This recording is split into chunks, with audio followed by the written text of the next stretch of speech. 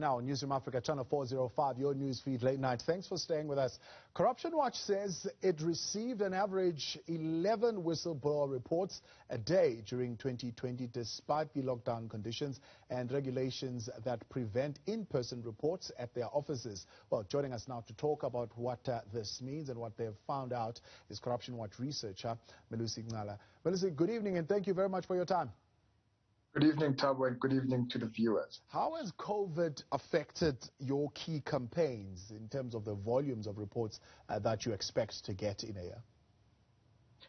Interestingly, we have a mixed reaction to what was a very difficult year for South Africa, but also the global community. Fortunately for us, and thanks to our stakeholders as well as our whistleblowers, we've been able to carry on with work looking at corruption in the police sector, as well as the health sector and mining as well as many other areas that we've been working on.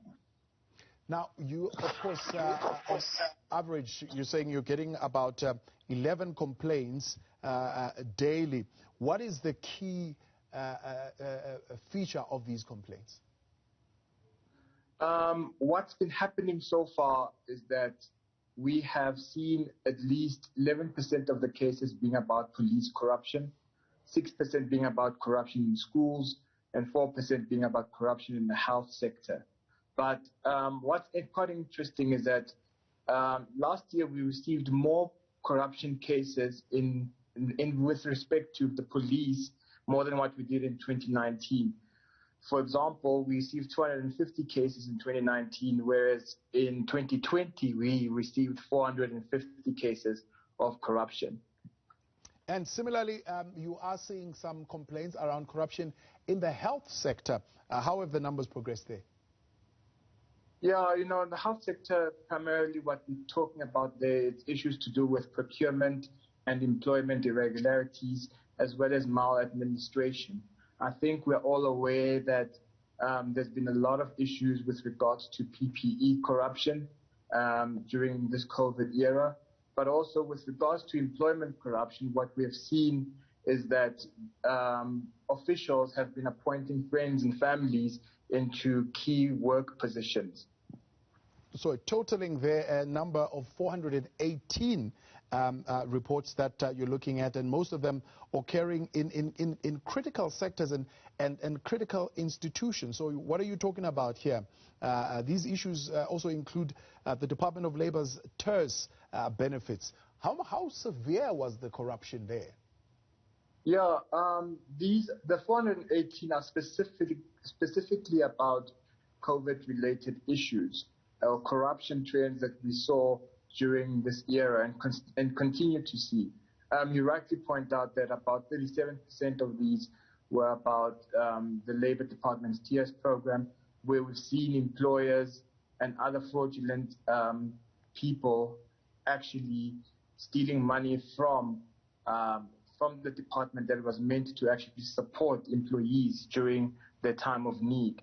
We've also had instances of corruption in the police, but also in the distribution of food parcels, as we know that councillors have had the responsibility to actually give vulnerable groups, families, food during that time. So we've had instances where that has not been happening.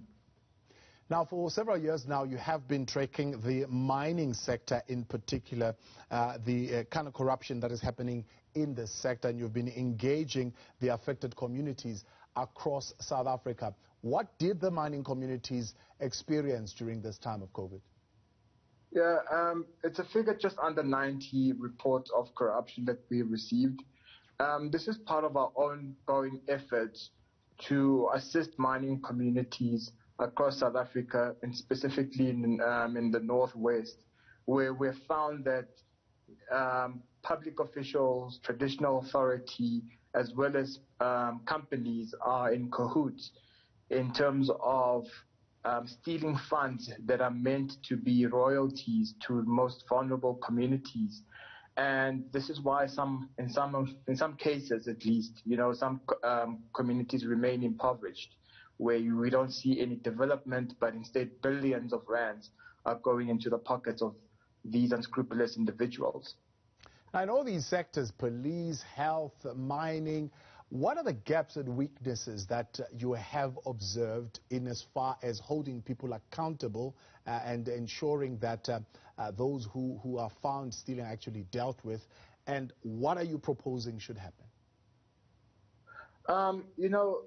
It's over 4,700 reports of corruption that we received in 2020.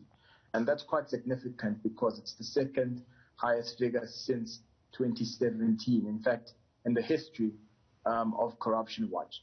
And, the gaps and weaknesses mainly pertain to the fact that there's no actual accountability. So we expect at least law enforcement to do something about this, especially in instances when you have members of the public approaching those who are in authority, senior officials, to complain about what's happening in the police and as well as the health sector. So in instances, we find that there's negligence on behalf of these senior officials who are protecting those who are wrongdoers. So we'd like to see some action in that respect. But more importantly, we feel that it's important to celebrate whistleblowers and to encourage members of the public to become whistleblowers should they witness accounts of corruption. So, come to Corruption Watch, go to various departments and agencies that are dealing with corruption and encourage them and put pressure on them to act upon these acts of corruption. Yeah. Talking about putting pressure, part of your strategy is also litigation. How have you successfully used that part of your strategy to get results? Historically, we were involved in the CPS matter, for those who are in the know. And as far as that's concerned, at least we have sought to retrieve almost 400 million that was stolen through the whole SASSA process during that tenure. So that's one of the cases that we have sought to get involved in and asked the court to actually be aware of what's happening and how vulnerable at least 18 million recipients are of SASSA grants. Right. And in as far as your dealings then with the president on the Political Party Funding Act, you've submitted a letter of demand in the late 2020. How far has that gone? We've received a positive response to that, in that, fortunately, earlier this year, the bill was signed, it became an act, and hopefully soon we will start seeing the results in terms of political parties revealing and informing South Africans who their donors are. All right, Melusi, I appreciate your time, man, and thank you very much for always coming through to share this information with us. That was Corruption Watch researcher Melusi Ncala, of course, updating us on the progress that they have made in terms of work as Corruption Watch. Now, we continue with the